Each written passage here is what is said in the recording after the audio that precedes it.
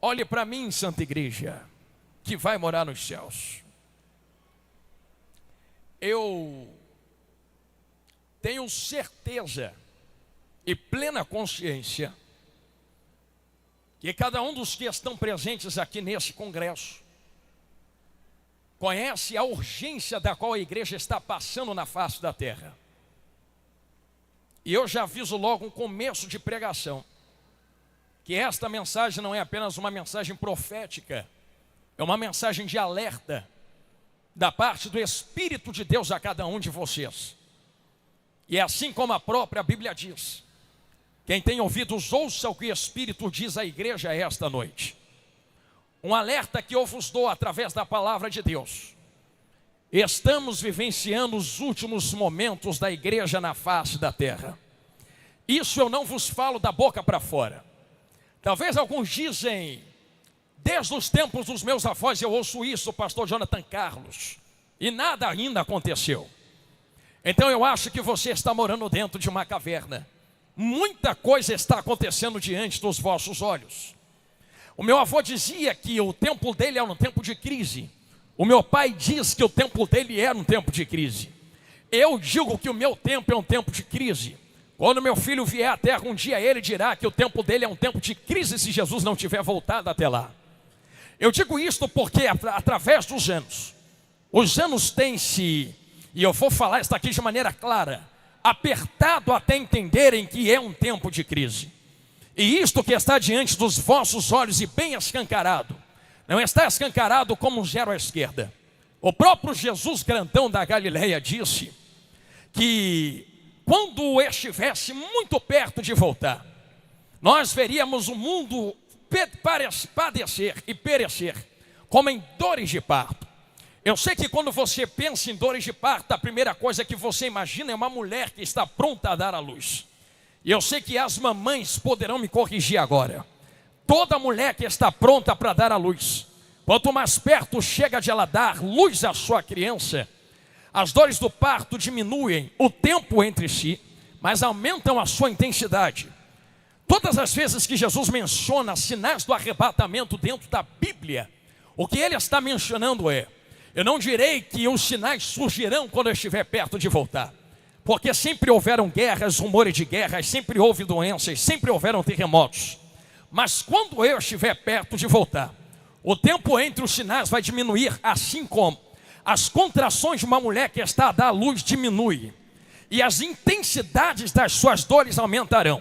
Ou seja, as lutas e os sinais aumentarão a sua força, assim como as dores de parto de uma mulher aumentam quando ela está muito próxima de dar à luz a uma criança. Jesus compara o nascimento de uma criança aos sinais do arrebatamento. E é por isso que quando entramos em Mateus 24, nós encontramos uma pregação escatológica da parte de Jesus. Do verso 1 ao verso 3. Ele diz e começa a indagar a geração que estava presente diante dele, dizendo para eles ficarem em alerta, porque não passaria geração até que todos os sinais se cumprissem. Dali em diante até o verso 14 ele começa a exprimir sinais do arrebatamento. Do verso 15 ele aplica o sinal principal. E do 16 em diante ele começa a dizer sinais que são ligados à segunda vinda, não ao arrebatamento. E quem dera todos que estão aqui agora nunca mais esquecessem isso que eu vou falar agora. Eu não errei quando eu acabei de dizer que até o verso 14 é para arrebatamento, e do verso 16 em diante é para a segunda vinda. Existe uma distinção muito clara entre arrebatamento e segunda vinda de Jesus grandão da Galileia. Pastor Jonathan Carlos, me explica isto melhor. Agora, quando nós falamos de arrebatamento, estamos falando de resgate da igreja. Quando falamos de segunda vinda, estamos falando da glorificação de Cristo com a igreja. Quando nós falamos de arrebatamento, falamos de Jesus se apresentando como um ladrão. Quando falamos da segunda vinda, nós observamos Jesus se apresentando na nuvem em glória, e todo olho o verá. Quando nós falamos de arrebatamento, falamos de algo secreto. Quando falamos da segunda vinda, falamos de algo que será visto por todas as nações. Quando falamos de arrebatamento, a igreja está na terra e vai para a glória. Quando falamos de segunda vinda, a igreja está na glória e volta para governar a terra. Quando falamos de arrebatamento, estamos falando da última trombeta. Quando falamos da segunda vinda, estamos falando da sétima trombeta. Quando falamos de arrebatamento, estamos falando de resgate. Quando falamos da segunda vinda, estamos falando de juízo. Quando falamos de arrebatamento, estamos falando de felicidade na igreja. Quando falamos de segunda vinda, estamos falando de choro na terra. Quando falamos de arrebatamento, estamos falando de vocês entrando no portão celestial. Quando falamos de segunda vinda, estamos dizendo de vocês saindo dos portões para governar aqueles que não acreditaram nessa santa palavra. Então eu coloquei diante de vós que existe uma distinção entre arrebatamento e segunda vinda. Não são a mesma coisa. É por isso que muitas pessoas confundem a última trombeta com a sétima trombeta. A última trombeta é a última trombeta para a igreja. A sétima trombeta vem após 6 trombetas de juízo na terra. É por isso que quando eu falo da última trombeta, eu digo de maneira bem clara, firme, sólida a cada um de vocês o que está escrito dentro da sagrada palavra. Somente aqueles que são salvos, lavados e remidos no sangue do Cordeiro, e eu não vou ainda engatar a quinta nem forçar minha voz, é que ouvirão o toque da última trombeta. Não, peraí, pastor, mas está escrito dentro da Bíblia que no alarido vocês seriam salvos, sim. Mas na Bíblia também está escrito, no grego, que esse mesmo alarido é uma convocação para um exército específico. Era como um general ou um tenente ou um capitão que vai para a guerra, e ele toca uma trombeta ou um alarido para o seu exército, não para o exército inimigo. Então quando ele toca a trombeta, não está tocando para avisar o exército inimigo que está vindo.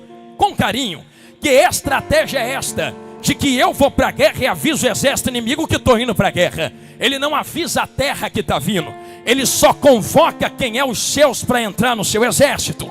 Somente a sagrada igreja, somente vocês que estão dando glória, é que vão ouvir o toque da última trombeta. Pastor Jonathan Carlos, quer dizer que quando eu ouvir o toque da última trombeta, eu serei arrebatado, com certeza. Mas é porque que isto ainda não aconteceu. Quero começar a falar algo a vocês agora. A última trombeta ainda não foi tocada, porém diante de vós já está todos os sinais do arrebatamento. Jesus foi muito específico em Mateus 24, e ele começou a exclamar vários sinais, dizendo que haveriam, por exemplo, falsos cristos, que enganariam a muitos que estão na face da terra. E com carinho, igreja, permita-me aplicar isto com calma diante de vós, jovens e adolescentes. Os falsos cristos já estão se proliferando, principalmente na internet. É só você entrar no YouTube e você começa a escrever aquilo que tu quer ouvir, não o que tu precisa ouvir. Jesus começou a falar de falsos profetas, que trariam uma falsa interpretação do que Jesus é. E quantos pregam aquilo que Jesus não é? Dizem que Jesus é só um empregado que apareceu para poder lhe dar alguma coisa. Jesus é só um gênio da lâmpada mágica, que tem que abrir uma porta, lhe dar uma chave ou um dinheiro. E não pregam Jesus como leão de Judá ou a raiz de Davi. Colocam vocês no centro de tudo. E a voz dos falsos profetas, ou dos falsos líderes, ou dos falsos cristos, engraçado, não são vozes como de trovão, como a minha, que é meio rouca. São vozes mansas. E já começa assim, princesinha, príncipezinho, você é o centro de tudo. Vem cá que eu vou passar a mão na tua cabeça. Eu vou te nanar, botar chupeta na tua boca e pregar algodão doce para você. Só que Jesus nunca pregou algodão doce quando estava na terra. Ele só dizia, a porta é estreita, o caminho é estreito. Se não entrar no prumo da santidade, não vai entrar na glória. Pastor, mas aí não dá para dar glória. Eu sei que fica difícil. Eu sei que enquanto vocês estão achando difícil de dar glória, alguém um dia falou para Jesus, duro é esse discurso. Quem é que pode suportar? Tu acha que eu saí da minha cidade, Jesus? Tu acha que eu peguei ônibus na caravana para chegar aqui e eu vi que a porta é estreita? E eu vi que o caminho é estreito? Multiplica pão aí para mim. Faz milagre aí para mim. Jesus falou, não. A palavra é esta, a pregação é esta. Quem quiser comer, come. Quem não quiser, volta para casa com fome. Alguém olhou para ele e disse, assim eu não quero, estou indo embora. Aí eu imagino dentro da Bíblia Jesus falando, se quer ir embora, a porta é ali. Não seguro ninguém na minha presença, pode ir. Ele ainda olha para os 12 e diz assim, vocês que estão comigo, vocês que começaram comigo, se quiser, vai embora com quem está indo embora também. Mete a mão na Bíblia, pega a mala e tchau, tchau. Comecei sozinho, posso começar sozinho de novo? Pedro se levanta com autoridade entre eles, aponta o dedo para Jesus grandão da Galileia. Tu já até sabe que eu vou falar, não é? E Pedro começa: Jesus, eu sei que a tua palavra é dura, eu sei que tu não prega algo tão doce enquanto muitos estão pregando isso aí, eu sei que tu aperta a minha funila, mas com carinho, Senhor, para quem iremos nós se só tu tem palavra de vida eterna? Para quem?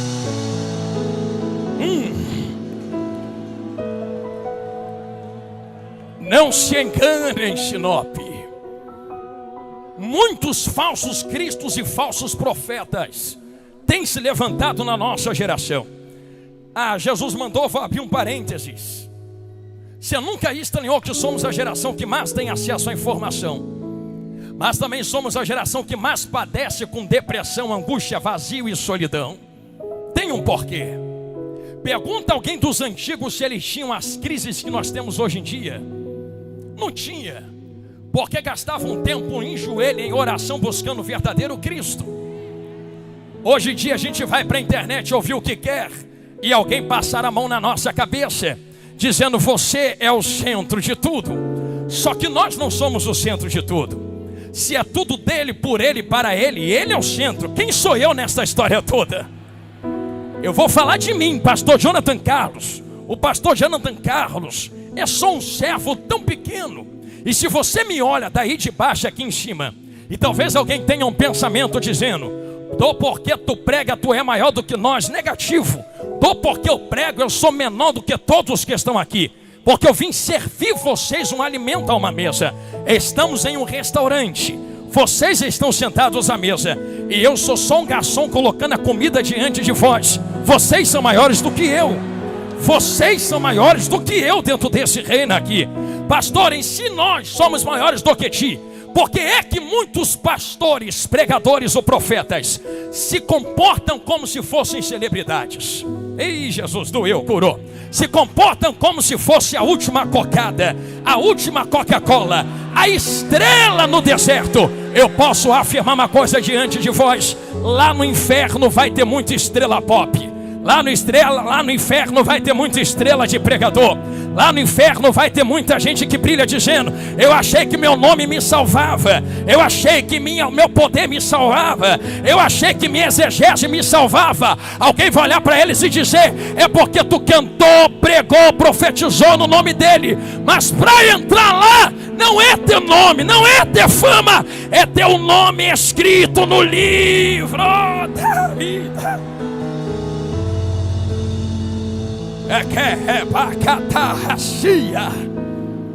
Que tempo nós estamos vivendo, igreja?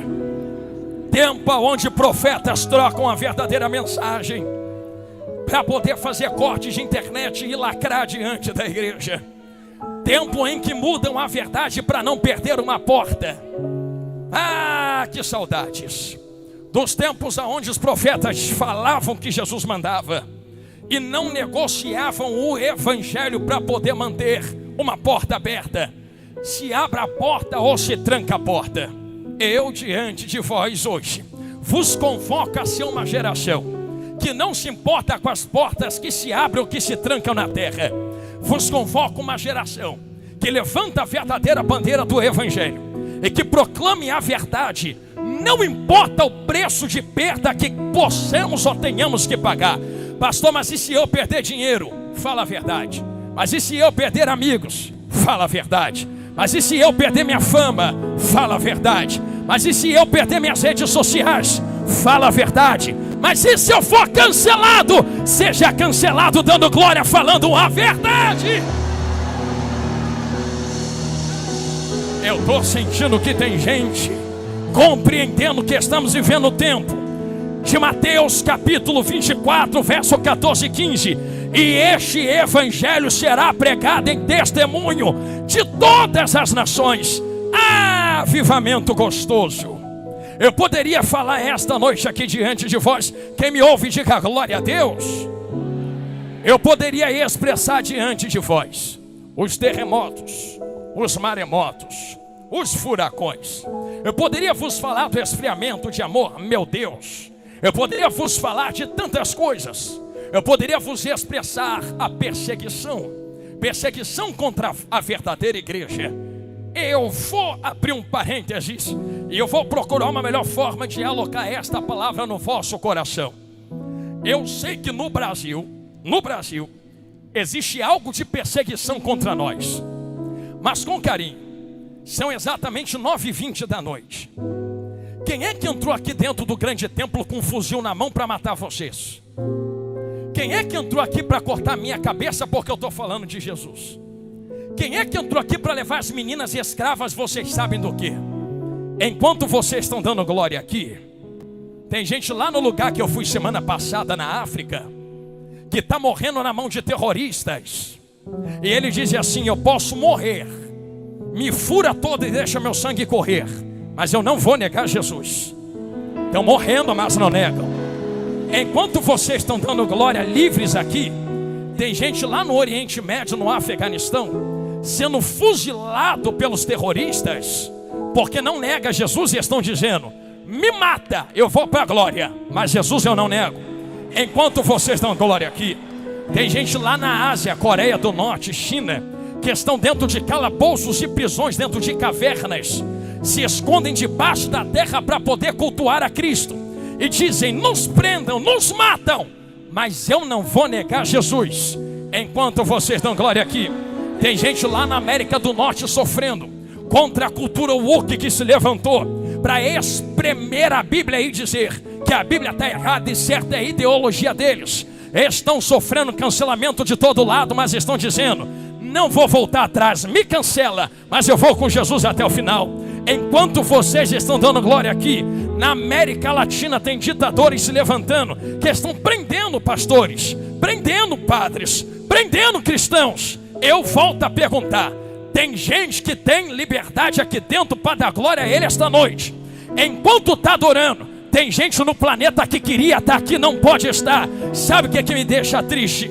Eu ando o Brasil de cima a baixo, e tem gente que entra num culto poderoso desse, senta na cadeira e fica assim: o servido aqui hoje sou eu. Se eu quiser adorar, adoro. Se eu quiser dar glória, eu dou. Se eu quiser cantar, eu canto. Meu Deus, eu queria ver se tu fosse um norte-coreano, se tu fosse um africano na África, se tu fosse um asiático na Ásia. Ah, tu tem liberdade de levantar a mão. Ninguém vai te matar nem cortar a tua cabeça.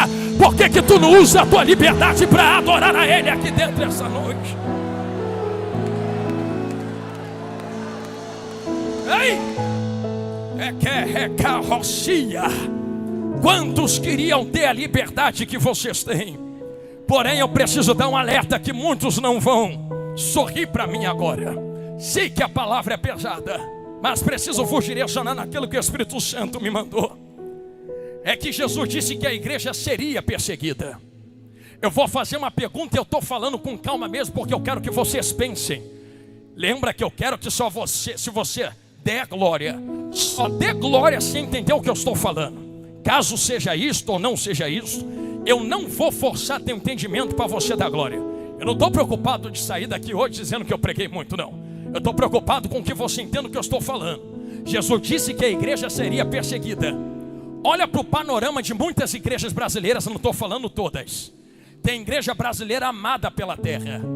Tem igreja no Brasil que está sendo amada pelo mundo, que na mídia está sendo aplaudida.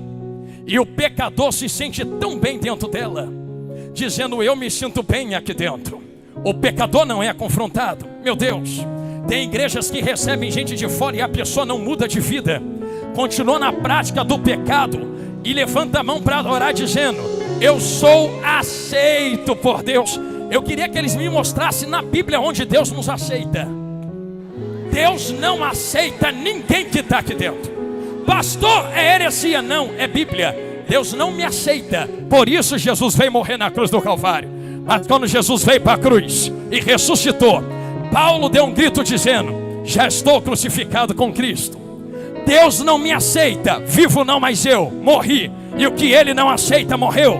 Cristo vive em mim, o que Ele aceita entrou. Agora eu posso levantar as minhas mãos e cantar para Ele aqui dentro.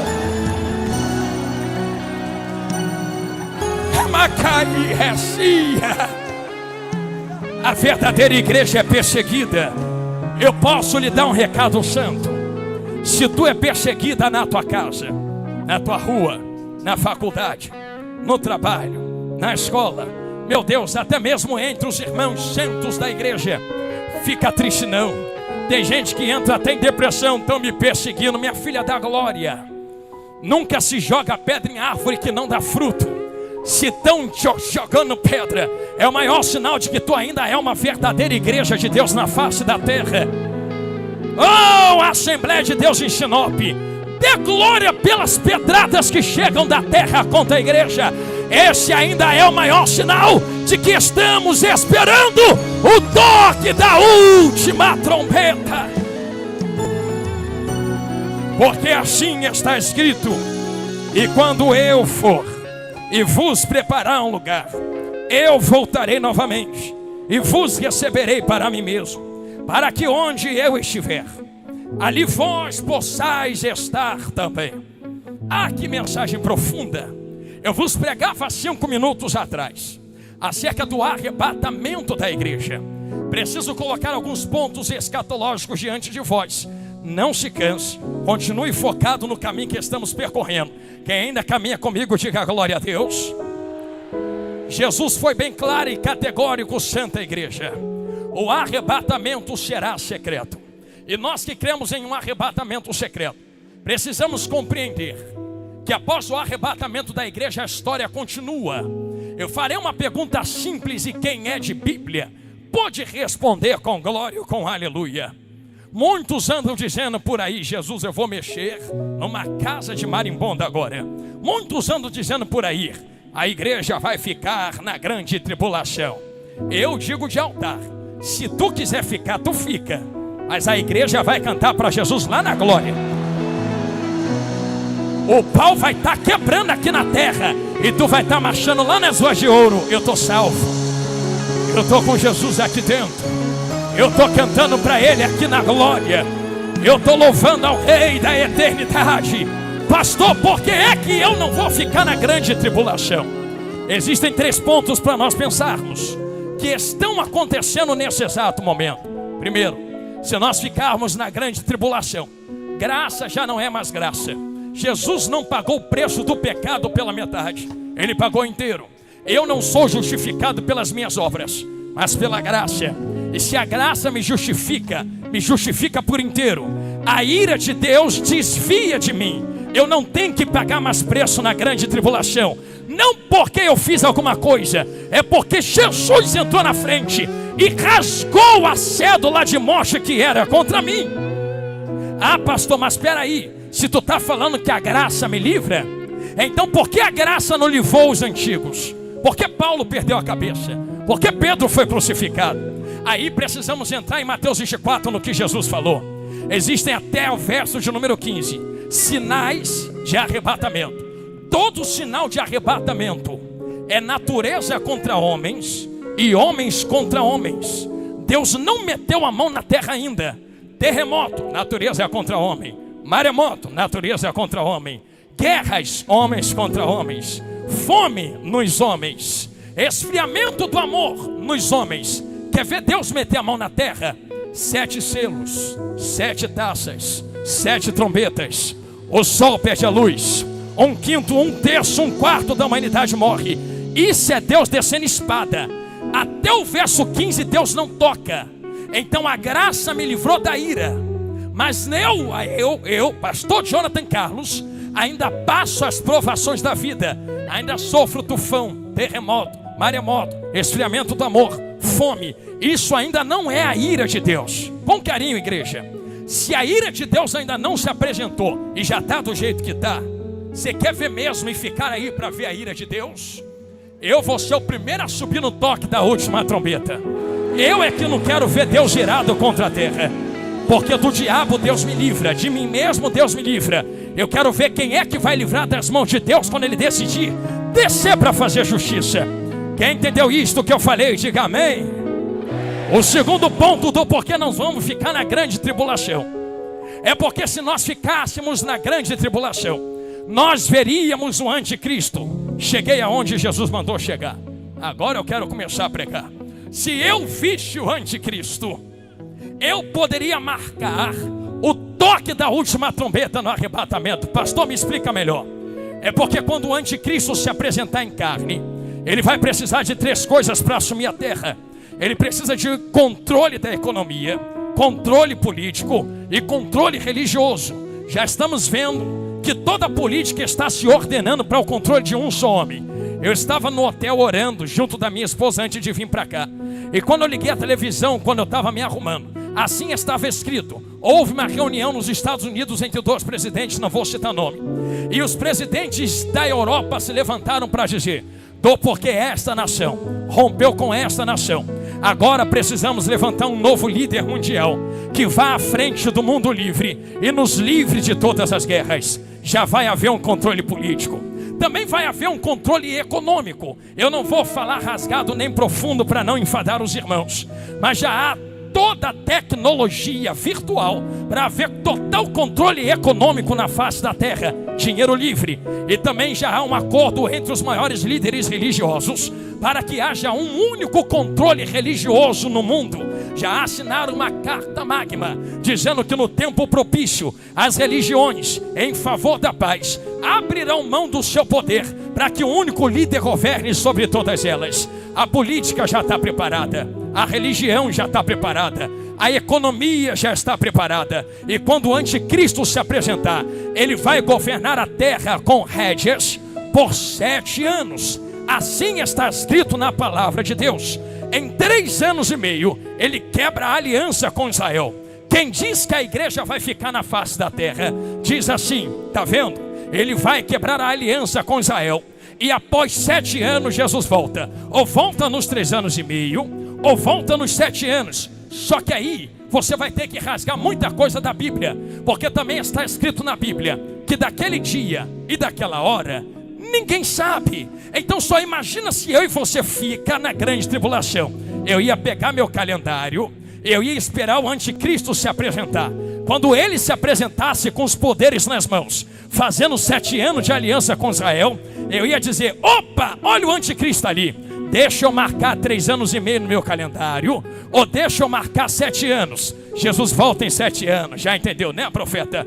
Daqui a 7 anos eu me converto. Vou usar 6 anos para ir para a gandaia. Vou cheirar cocaína, beber durante 6 anos. Vou trair e adulterar durante 6 anos. Aí em 6 anos e meio eu venho correndo arrependido, aceito Jesus e fico pronto para o 7º. Aí eu ia saber o dia, aí eu ia saber a hora, aí eu ia saber o momento. Mas foi Jesus quem falou daquele dia, daquela hora, daquele momento. Ninguém sabe. Pastor, mas espera aí, como é que dizem que sabe? Vão saber da segunda vinda, mas ninguém vai saber do arrebatamento. Eu repito, vão saber da segunda vinda, mas ninguém sabe do arrebatamento. Em contrapartida, eu falei que eu ia começar a pregar agora. O anticristo ainda não se manifestou em carne na terra, mas tu já vê ele trabalhando pelos bastidores. Eu vou começar a engrenar a quinta agora. Eu sei que você está observando esta palavra comigo. Então entenda que quando o anticristo se apresentar, ele toma a terra, mas não se apresentou ainda, porque existe uma palavrinha aqui dentro deste sagrado livro, pastores, que está escrito que o homem da maldade já opera entre nós. Diz também que já existem muitos anticristos, ou seja, pessoas que se fazem pequenos anticristos. Porém, o principal anticristo ainda não se apresentou, porque tem um que ainda resiste a ele. Pastor, quem é esse um que ainda resiste? Não sou eu, não é o pastor Tiago, não é o ministério, não é a cantora Sueli, não é a minha esposa, não são vocês que estão dando glória. Quem ainda está resistindo ao anticristo é aquele que habita na igreja em Sinop, é aquele que habita em mim, é aquele que habita em ti, é aquele que habita em nós, é aquele que se move aqui dentro agora. Aí tu entende porque o mundo tem raiva de você, está tentando combater não vocês, mas aquilo que vocês carregam, porque o que você carrega resiste ao homem da maldade. Quando alguém se levanta dizendo, os valores estão invertidos, tu pisa forte e diz, dá nada, eu ainda estou aqui. Alguém se levanta dizendo, por que não aproveita a vida? Tu diz, não aproveito porque pecado ainda é pecado, adultério ainda é adultério, fornicação ainda é fornicação, e a santidade ainda convém à tua casa. Ó Senhor!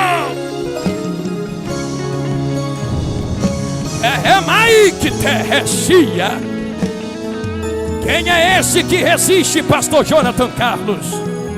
Eu vou ensinar a voz, já que estou no tempo propício que foi me dado. Vem cá, minha vaza, permita-me utilizar dentro desse sermão profético.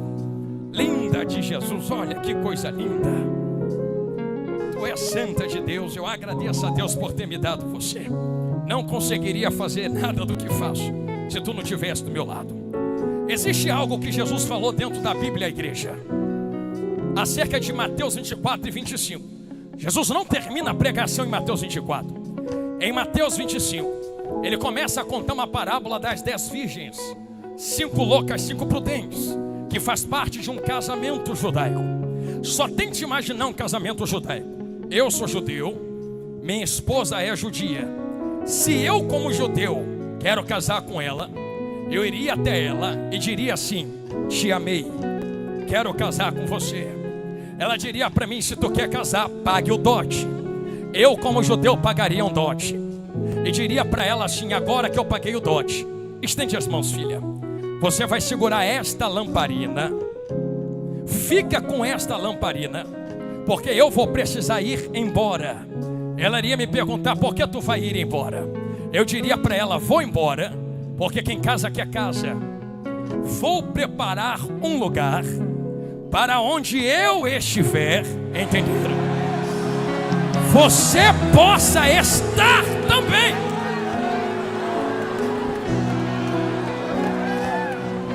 Ei, Jesus, olha lá o que tu vai fazer. Segura esta lâmpada, minha filha, porque eu preciso preparar a casa onde nós vamos morar.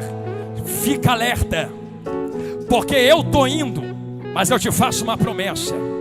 Do jeito que eu estou indo, eu volto para te buscar, e eu caso com você, e eu caso para toda a eternidade. Que vontade de sair correndo. Ela diria, pois bem, meu noivo, qual é o dia que tu volta? Eu diria, não sei, quem sabe meu pai. O meu pai judeu é quem dará autorização para eu vir aqui te buscar para casar contigo. Tu já entendeu? Que o noivo é Cristo, a noiva é a igreja. A lâmpada acesa é a intimidade que ela tem com o noivo. Enquanto eu estou distante dela, ela se coloca de pé diante do mundo. Com a lâmpada acesa, ela começa a vigiar o caminho, e ela começa a dizer, ele pode voltar agora, ele pode chegar agora, ele pode vir me buscar agora, ele pode vir casar comigo agora. Vai que a trombeta toca no meio do congresso. Como é que ele vai me achar aqui dentro? O que é? Anuji refa. É hoje, Jesus. Ela vigiaria o caminho e diria, eu vou prestar atenção, porque meu noivo pode chegar hoje. No dia que o noivo chegasse, ela acenderia a sua lâmpada, colocaria a lâmpada diante do seu rosto e diria, o meu noivo pode vir à meia-noite. Ele não vai casar com quem não enxerga o rosto. Nem eu, pastor, casei sem enxergar o rosto dela.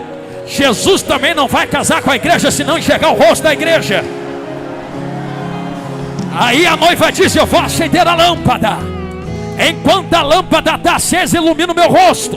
O meu noivo me verá e casará comigo. Só que todas tosquenejaram, todas dormiram. Mas à meia-noite ouviu-se um clamor, levantai, porque aí vem o esposo. Saí-lhe ao encontro. Aí começa o desespero, pastor Tiago, pastor Fernando. 10 virgens se levantam, 5 de um lado, 5 de outro. Segundo algumas teorias teológicas, continua aqui, meu amor, as 10 virgens não são a noiva. É como se fosse madrinha hoje em dia. São amigas da noiva. Se a noiva tem que vigiar o caminho, não sabe quando o noivo volta. Se não volta hoje, ela precisa descansar.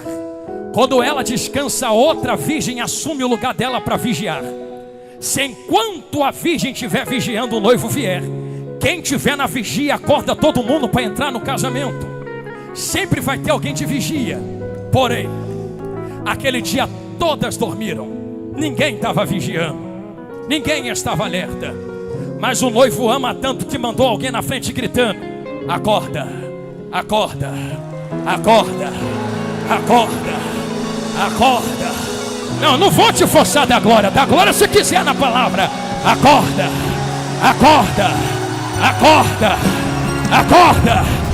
Ele não vai levar quem estiver dormindo, porque quem dorme se comporta como morto. Não movimenta, não faz som. Quer ver quem está acordado? Se comporta como vivo. Ele movimenta, ele faz barulho, ele pula, sapateia.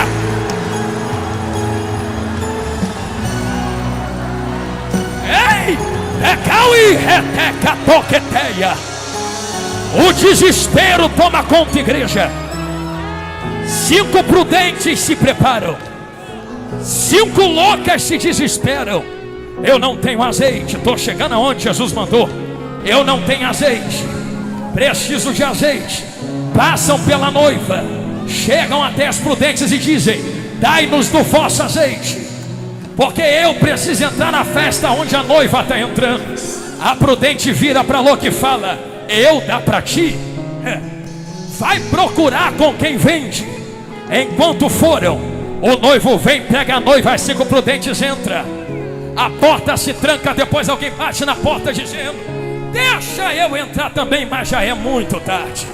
Eu tenho um alerta diante desta palavra da esta igreja. Eu sei que o que está dentro da lâmpada é o que mantém o fogo aceso do lado de fora. Fogo gera luz. A luz me faz ser enxergado por ele. Sem luz não tem casamento. Só que luz vem de fogo. Se não tem fogo, não tem luz. Só que o fogo é alimentado por azeite. Se não tem azeite, não tem fogo. Tem que ter azeite. Cheguei, tem que ter azeite. Tem um que ainda resiste. Espírito Santo de Deus, tem que ter azeite. Se não tiver o que resiste, não sobe.